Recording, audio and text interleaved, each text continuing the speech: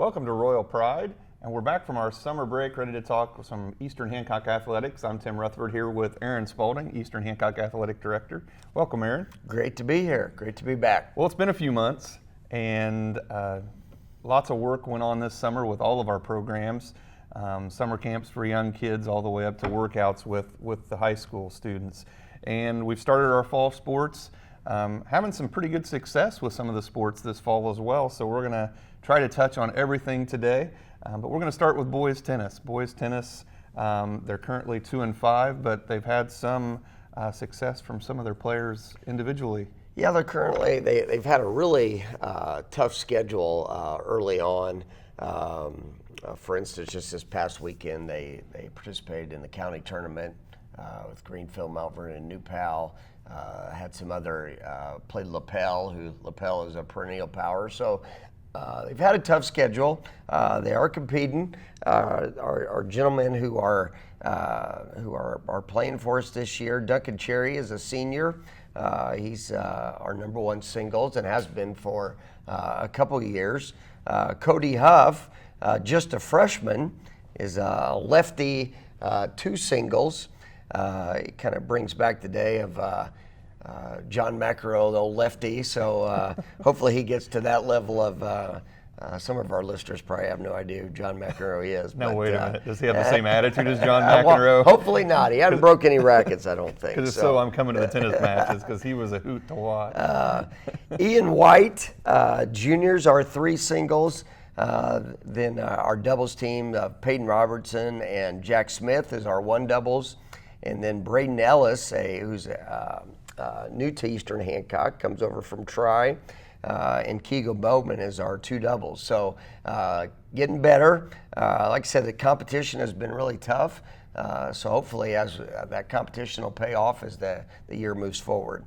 And I have seen throughout the year there have been a couple of individuals who've got some nice wins and played really well. So that is great to see. Middle school tennis is also off to a great start for the middle school program. We have great numbers. I think we're 20 plus. Now the way our tennis season works is it's co-ed, and I don't mean they play co-ed, but it's boys and girls are practicing together and then they compete at the same time. But our boys are 5-3, girls are 6-2, and got some really young kids. Even got some fifth graders on the boys team. So got some young kids who are competing well. And like I said, they've had some good success early. Excellent. And we're going to move right out onto the golf course. Our girls golf is going on right now. Obviously, boys golf is in the spring, girls golf is in the fall. We have a very young team this year. Yes, we have right now 3 sophomores and 2 freshmen. So, and we've seen some great improvement. Actually, their sectional is this Saturday. It's golf. It's like starts and they go pretty tough, go pretty hard, and then it's done right here, bang bang in the fall. But leading the way has been sophomore Lucy Cokard. She has an average right now of 54, and sophomore Jocelyn Duncan is at 58-1. And then rounding out our roster, Daly Pelger is our other sophomore, and then Isabella Parker and Chloe O'Neill are freshmen. So what we've seen is some nice improvement there. Coach Patton has done a nice job, and these kids, if they keep playing, can really turn out to have a good squad. Like I said, this Saturday they have their sectional. It'll be at Old Oakland Golf Course there on the east side of Indy. So hopefully we can have a good showing there. And I'm really glad you found a coach for that team, because I think it was a couple years ago you asked me if I wanted to coach golf, and I just kind of chuckled because we've played golf together. So we'll leave it at that. Our volleyball team's had a pretty good start to the year too. They're in a pretty tough conference now that we've joined this new conference, and I keep telling Corey I expect a conference championship this year, but I'm not sure that's going to happen this year, but the way we're improving, we might be able to compete here in the coming years. Actually, last night we had another conference match, so our record with a victory over Randolph Southern last night moved to 13-7 on the year and 4-2 in the conference. As you mentioned, the MEC is probably, not probably, it is the toughest 1-2A conference volleyball-wise in the state. I know Wapahani has won the state a couple times the last few years. Westdale's won the state. I believe Callan's won the state. Daleville's won the state. So it's just a very, very tough conference. Extremely pleased with the development of our program. Coach Rainbold has done a great job. They've also just started, for the first time this year, we've started a youth volleyball program. Going all the way down, I believe, to kindergarten, and they got 80 kids involved. So some great things coming out of the volleyball program. I think they use for little girls, they use like beach balls or something because volleyballs are a little much. But really seeing some great things. As far as particulars for our volleyball squad, some individuals standing out. Jenna Smith, she is a junior. She leads the team in kills with 83 and blocks at 16. Peyton Hicks is a senior. She leads the team in aces with 28. Faith Webster, who I believe is a junior, sometimes they all run together, junior, senior. She leads the team in digs right now with 159. Also, I want to point out that Faith, it's been probably a couple weeks ago at our county Shenandoah Invitational, not county volley, got voted to an all-tournament team. So really excited about our volleyball program last year. I think we might have had 11 or 12 wins, so we've already surpassed our win total with some significant time to go. This year we are hosting the sectional at Eastern Hancock. That'll take place, if my memory serves me correct, the opening night of sectional is October 12th, and then it'll run through that week. So excited to see how we can finish up. I think we have a good shot. Shenandoah is probably the next, or one of the best teams. I know in our most recent match with Shenandoah, it was a 5-game match, went to 5. We lost 3-2 in the last one, and I think the last game was like 15-13. So I think we have a good opportunity to compete in the sectional. It's at our place, so we're looking to see how we fare in that. Well, and we don't have to worry about Wapahani in the tournament either because they moved up won to enough 3A. state championships in a row. They've moved to 3A. They've moved up. Yep. But with all those state titles in that conference, it's hard to believe why Corey looks at me with a grin when I say I expect a conference title this year. They're doing well. They did beat Westdale, which was a great win for us early, and they beat Randolph Southern, Union. Trying to think of our other conference win. That's escaping me right now. I know our 2 losses are Shenandoah, which I already spoke of, and then Wapahani. Also just our 2 losses in the conference. Excellent. Well, we're looking for some good things out of the volleyball program as we head into the tournament. Hopefully they can compete in the sectional and maybe bring one home and put a banner up for the Royals. Absolutely. Well, we're going to take a quick break right now. We'll be right back on Royal Pride.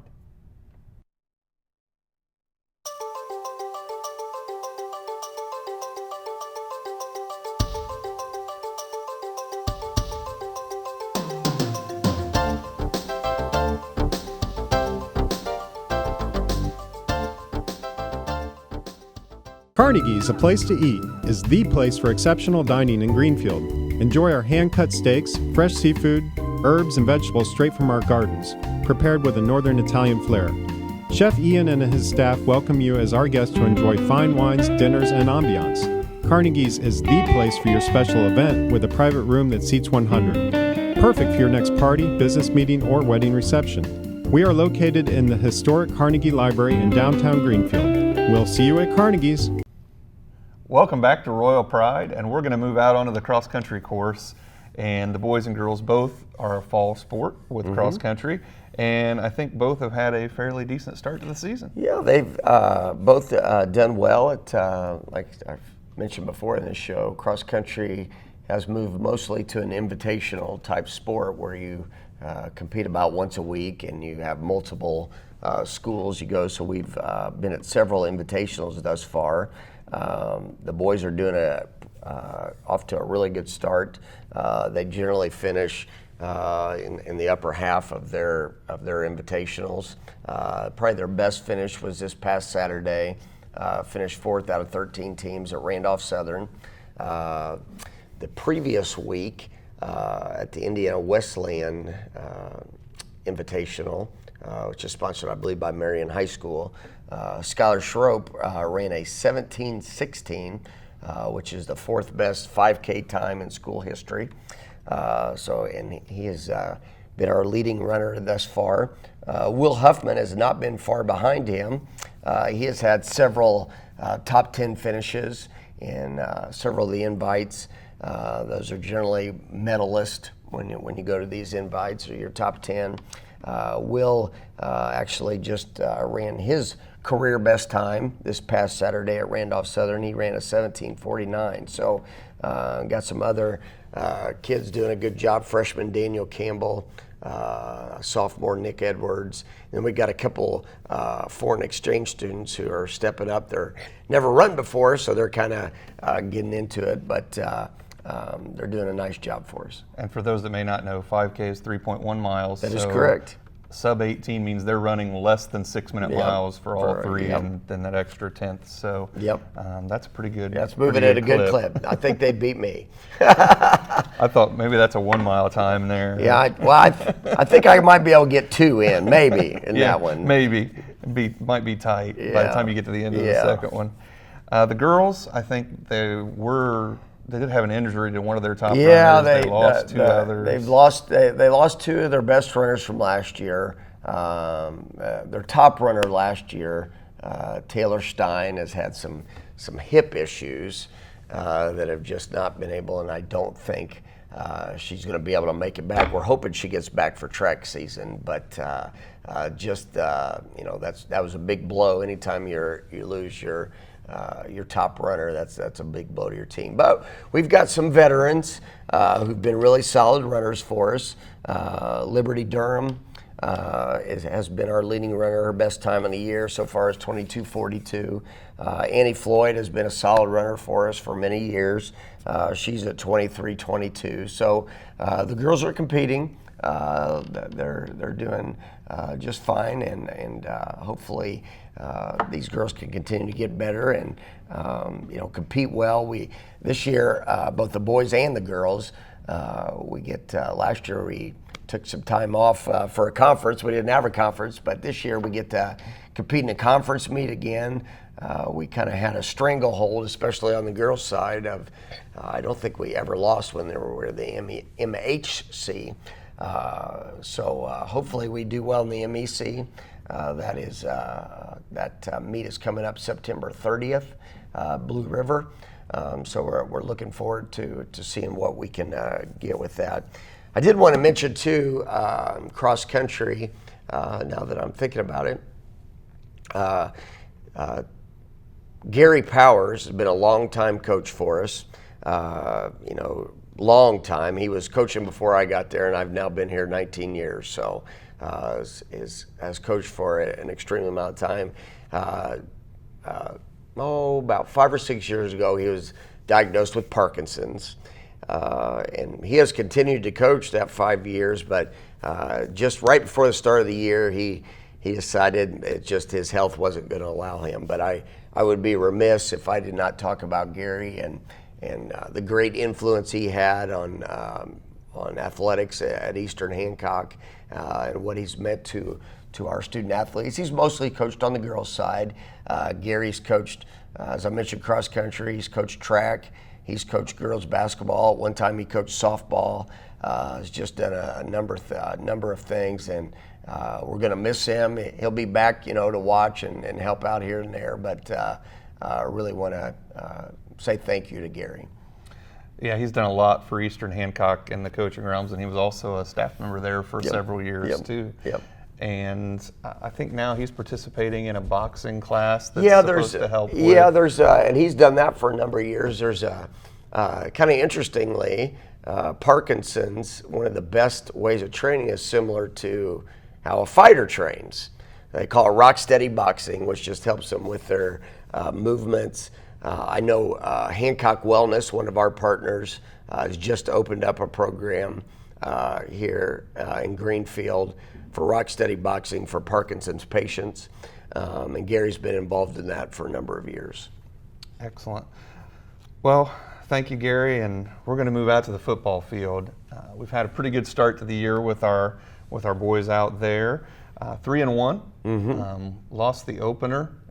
Never like to lose your opener, but we've won 3 in a row since. Yep. Boys are doing really well. Yeah, as you mentioned, lost to Greenfield early out. I thought we competed well that night. Just fell a little bit short. And since then, as you mentioned, went 3-1. Probably highlighted at Northeastern with a big come from behind 28-24 win. We went into the locker room at halftime down 22-6. So came out 22 unanswered points in the second half. Really, showed a lot of fight that night, and Coach O'Hara doing a great job with them. Jarrett Lewis kind of leading the way on offense, along with AJ Meggie has done a great job. Jarrett's just this past week became the all-time career leader in passing yards. I think a few weeks ago he became the all-time leader in touchdown passes. So he's moving his way through the record books. I think Michael Gallion, who's kind of our resident statistician for football there at Eastern, one of our assistants, said the only record he doesn't hold right now, passing-wise, career-wise, is career interceptions. So we're kind of hoping he doesn't get that one. So you don't want to hold that one. We don't. So hopefully he stays away from that. Big week this week. Yeah, we've got the circle date for the calendar for the Eastern Hancock Knightstown this week. I think we have a picture we can put up there. But years ago, it was created. An anvil was created that a lot of these rivalry games have some type of thing. Well, this anvil was created, and it's probably been 10, 12 years ago they did this. And whoever wins the Knightstown Eastern Hancock game gets to have the anvil for the year. This Friday we'll look to retain the anvil for the 5th straight year. It's got one more slot for a peg in there. You put your peg in there. And I've had several kids come up and tell me, what are we going to do? We don't have any pegs, so we're going to have to drill some more holes. But hopefully we fill those holes with blue. What they do is put golf tees in there. So we're looking to retain that for the 5th straight year this year as we host Knightstown at our place on Friday night. Excellent. Well, sad news out of the royal family this summer, right before school started. We unfortunately lost a teenager to an unfortunate accident out in an automobile crash with some farm equipment. And Riley was the epitome of Eastern Hancock. I know he bled blue. He loved Eastern Hancock. His family are very supportive and always out there volunteering and doing things. And I know he's being missed by the football program and all of the Eastern Hancock students and family. Yeah, absolutely. Riley, just a couple weeks before practice started, as you mentioned, had a tragic accident, lost his life. We actually had a couple other of our players in that same accident. Fortunately, they were okay and have been playing. But Riley was not fortunate in that accident, and our thoughts and prayers remain with Jay and Tammy Settigren, his parents, his brother Chase. He's got a couple other brothers who have already out of the house. Chase is his younger brother, plays for Royals. He's wearing number 30, who Riley wore for us in honor of him. So it's been a rough. Anytime you lose a teammate, and a friend, it's tough. So the kids have done a nice job supporting the family, and playing in honor of him. So Coach O'Hara and the staff have done a nice job keeping the boys together. But just want to, like I said, keep our the Settergren family, and our thoughts and prayers as they move forward. Our thoughts and prayers are definitely with the Settergrens and all of his family and friends as they continue to mourn his loss. We're going to take a quick break here on Royal Pride, and when we come back, we'll wrap up this first show of the season.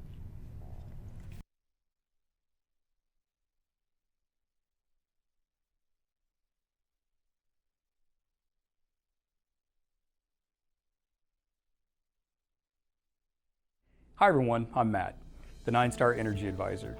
Today I'll be talking about window coverings. Window coverings are a great way to help manage your heating and cooling costs. Beyond this, you can also save on lighting costs by taking advantage of natural lighting in your home. Install window coverings that are easy to operate so you can simply open or close the coverings with changing weather conditions. Blinds or louvers can help manage direct sunlight. Insulated curtains or heavy materials can have an insulating advantage as well. Keeping solar gain out in the summertime can help reduce cooling costs. Window coatings or glass coatings are also available that can help improve energy efficiency. Windows and doors are a weak spot in your home compared to your insulated walls. Utilizing window coverings allows for better energy savings. Thanks for watching this energy saving tip brought to you by your friends at Ninestar.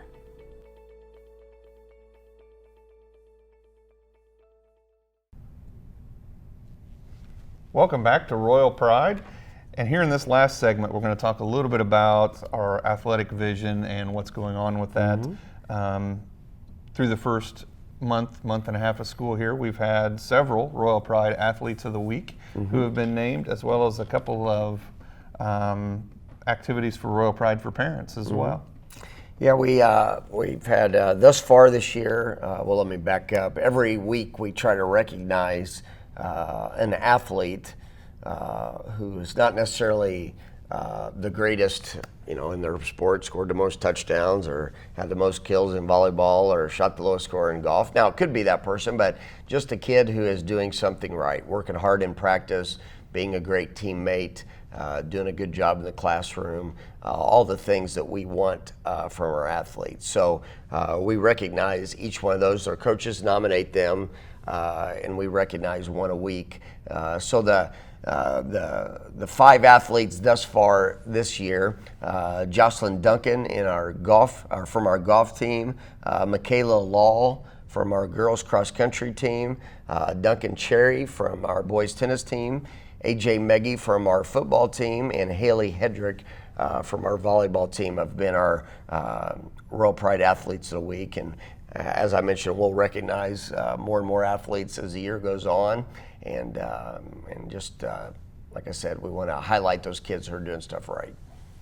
Excellent. And we also have a group, Royal Pride for Parents, and since we've last met, as the school year started, we had a rally for the Royal Pride for Parents with a couple of guest speakers who came in and talked, and there's a new fan statement. Yeah. I kind of like the shorter version of it, which we might talk about after you read the longer version. Yeah. But we did have a nice rally with several parents that were in attendance. We had about around 150 parents that came. What we thought we've worked hard our first 2 years in a vision with really work with the athletes and the coaches, and we wanted to extend that on to the parents as well, because they're a very vital component of our athletic program, and there are certainly challenges to being a parent of an athlete. So we wanted to give them resources as well. So we created a group last year called Royal Pride for Parents that met, and we did several things. And one of the things that came out of that group is having a rally where, like I said, we gave them resources.